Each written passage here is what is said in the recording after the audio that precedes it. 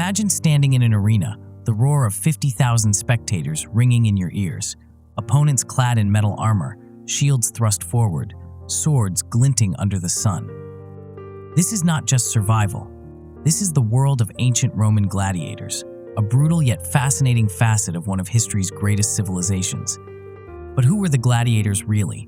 What did their lives look like away from the blood-stained sands of the arena? Today, we uncover the secrets of the ancient Roman gladiator, their reality, their struggles, their impact, and the legacy they've left behind. To truly understand the gladiators, we need to travel back to ancient Rome, a time when power, entertainment, and violence were deeply intertwined in the fabric of society. Gladiators were at the heart of Roman culture, a mix of warriors, living entertainment, and symbols of courage. These men, often slaves, prisoners of war, or volunteers seeking fame and fortune, fought in grand arenas like the Colosseum, captivating audiences with their skill, bravery, and willingness to face death. But they weren't only about fighting. For many Romans, gladiators embodied the ideals of strength, resilience, and loyalty to the empire, serving as powerful symbols of Rome's dominance and values. Their battles were not just contests, but also a reflection of Roman society's fascination with discipline, honor, and the spectacle of life and death. For centuries, they thrilled the crowds, becoming legends whose stories continue to echo through history. Not all gladiators were the same. They were divided into distinct classes, each defined by their unique fighting style, armor, and weapons, which greatly influenced how they performed in the arena. The myrmio, for instance, was heavily armored, carrying a gladius, a short sword ideal for close combat, and a large rectangular shield, providing both offense and defense. They were often pitted against more lightly armored opponents to create a dramatic contrast. The retiarius, in stark opposition, fought with almost no armor, relying instead on speed and strategy. Armed with a net and a trident, they resembled fishermen, but the net was used to ensnare their enemies, while the trident delivered deadly strikes from a safe distance. Then there was the thrakes, who wielded a curved sword known as a sica and carried a small square shield. Their lighter armor and compact weapons demanded incredible agility, making them quick and unpredictable in combat.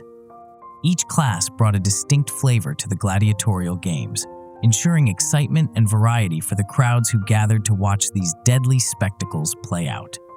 Each gladiator type introduced a unique layer of drama and unpredictability to the games, keeping spectators on the edge of their seats.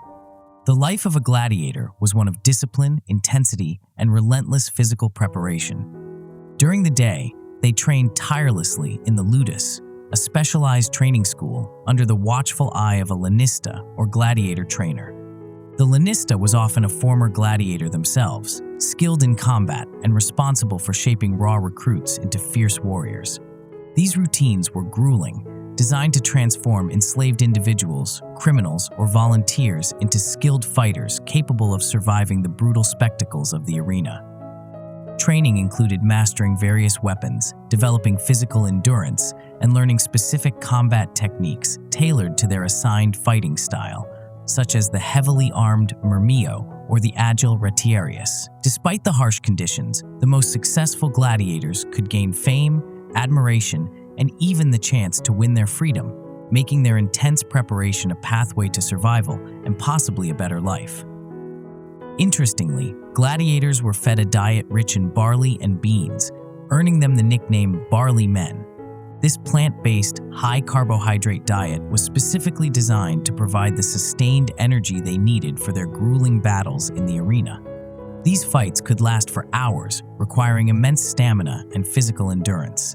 Despite their fierce reputation, their diet was more about fueling performance than building muscle, as the extra body fat also helped protect them from superficial wounds during combat. The gladiatorial games were held in impressive venues, most famously the Colosseum, an architectural marvel of ancient Rome. Built in 70–80 AD, this massive amphitheater could hold over 50,000 spectators, ranging from common citizens to the emperor himself. But the Colosseum wasn't just a place for combat. It served as a social and political arena where power dynamics and public loyalty were often on display. These games weren't merely entertainment. They reinforced Roman ideals of strength, courage, and discipline while providing a diversion for the masses. From the roar of the crowd to the clash of swords, the Colosseum stood at the heart of Roman culture, hosting events that reflected both its grandeur and its complexities. Gladiators faced off against each other in brutal combat, often risking their lives for the entertainment of Roman audiences.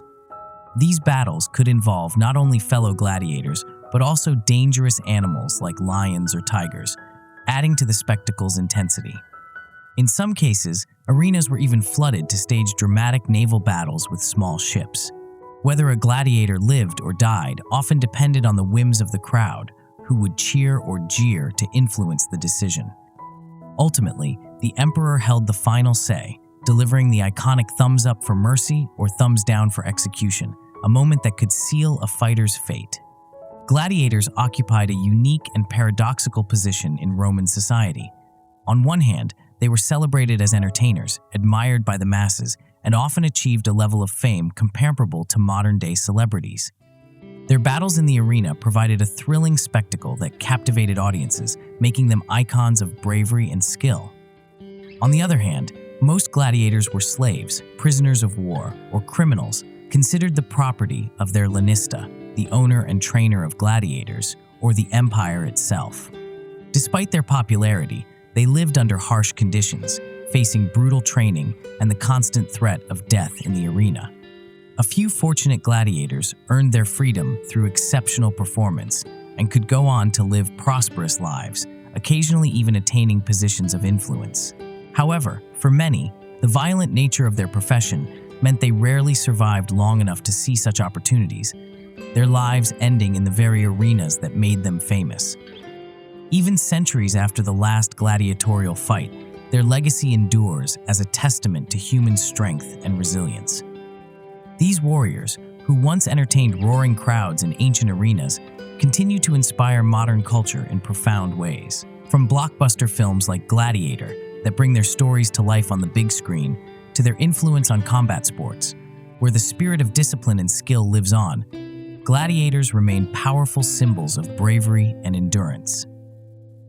Their world, filled with intense training, high-stakes battles, and complex social dynamics, continues to fascinate history enthusiasts and captivates audiences across generations, reminding us of the enduring appeal of their heroic narratives. The origins of gladiators trace back to the Etruscan civilization, long before the rise of the Roman Empire. Etruscan funerals often featured violent rituals in which enslaved individuals were forced to fight to the death, serving as a grim tribute to the deceased. These combats were thought to honor the gods and provide a blood offering that symbolized the transition between life and death. When the Romans adopted this practice, they modified it significantly. Instead of solely serving as a funerary ritual, the Romans turned these battles into grand public spectacles. Over time, gladiatorial combat became a cornerstone of Roman entertainment, reflecting the values of bravery, skill, and sacrifice that were deeply embedded in their society. These events were held in massive arenas like the Colosseum, attracting thousands of spectators eager to witness the drama and violence firsthand. As Rome expanded its territories and influence, gladiatorial combat evolved from a somber and symbolic funeral ritual into a grand spectacle that showcased the empire's wealth, power, and authority. These elaborate events, often held in massive arenas like the Colosseum, were carefully orchestrated displays designed not only to entertain the masses, but also to reinforce social order and demonstrate the dominance of the ruling elite. Gladiators, whether slaves, prisoners, or volunteers, became central figures in these spectacles, embodying both the brutality and the glory of Roman culture. Contrary to popular belief, gladiators weren't exclusively men. Female gladiators, known as gladiatrices, also took part in the games, showcasing their skill and courage in the brutal arenas of ancient Rome. Although much rarer than their male counterparts, gladiatrices were often seen as a novelty, adding an extra layer of intrigue and spectacle to the events. Their battles were not just about entertainment, but also served as a reflection of the complexities of Roman society, where even women could take the stage in roles that challenged traditional gender norms. They often wielded lighter weapons, such as daggers or short swords, but fought with just as much ferocity and skill as their male counterparts. These women, often overlooked by history, displayed remarkable courage and resilience. Thus, even in a patriarchal society that largely relegated them to the sidelines, they carved out a place for themselves in one of the most brutal and unforgiving arenas of history, leaving a legacy of strength and determination. The gladiatorial games weren't just entertainment. They were a massive economic engine that fueled multiple industries. Wealthy sponsors, often politicians or influential figures, poured vast sums of money into these grand spectacles to win public favor and boost their political ambitions. The games created a ripple effect across the economy. Traders and merchants transported exotic animals such as lions and tigers from distant regions like Africa and Asia, often at great expense and peril. Meanwhile, local industries thrived by crafting specialized weapons, durable armor, and elaborate stage effects to heighten the drama of each event. Even workers, from builders constructing temporary arenas to handlers managing the animals, found opportunities in the bustling ecosystem surrounding the games. The gladiatorial events weren't just a cultural phenomenon. They were a well-oiled economic machine that touched nearly every corner of ancient Roman society. Merchants, craftsmen, and traders benefited immensely from the games, as they provided opportunities to sell goods, showcase skills, and boost local economies. However, for Rome, these games were far more than mere entertainment. They also served as a powerful tool for propaganda, designed to reaffirm the vastness, wealth, and dominance of the empire. By showcasing their ability to fund grand spectacles and bring together people from across its territories, Rome reinforced its image as a unified and prosperous superpower. The arenas themselves were marvels of ancient engineering, showcasing the ingenuity and ambition of Roman architects. From small amphitheaters spread across the provinces to the towering grandeur of the Colosseum in Rome, these structures were designed not just for functionality, but to inspire awe and wonder. Built with precision and innovation, they were crafted to accommodate thousands of spectators, ensuring that everyone, from common citizens to the elite, could witness the thrilling spectacles. The Colosseum, in particular, stood as a symbol of Roman power and culture, featuring an intricate system of underground chambers, trapdoors, and mechanisms that added to the drama of the events. These arenas were not merely entertainment venues. They were a reflection of Rome's might and mastery of engineering. Beneath the grand arenas lay a hidden and intricate world, unseen by the roaring crowds above. Gladiators prepared for battle in dimly lit chambers, their nerves steeling for the fight ahead, while wild animals prowled in confined spaces, their roars echoing through the underground corridors. These subterranean chambers were equipped with a sophisticated network of elevators and pulleys, designed to create dramatic and awe-inspiring entrances. At the pull of a lever, fighters and beasts would suddenly appear on the arena floor as if by magic, thrilling the spectators. Every architectural detail, from the concealed mechanisms to the placement of the trapdoors, was meticulously planned to heighten the audience's anticipation and amplify their amazement, ensuring an unforgettable spectacle.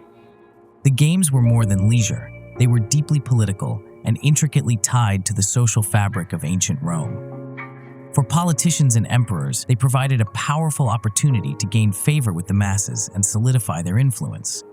Sponsoring lavish games, often featuring exotic animals, thrilling chariot races, and brutal gladiator battles, could sway public opinion and project wealth and generosity to the people. Beyond entertainment, the games served as a stage for political theater. Decisions on sparing a gladiator's life were not just acts of mercy, but calculated displays of clemency and strength, designed to reinforce the ruler's image as both just and powerful in the eyes of the public. In many ways, the roar of the crowd was as important as the battles themselves. The cheers and jeers of the spectators could elevate the glory of the victors or deepen the humiliation of the defeated.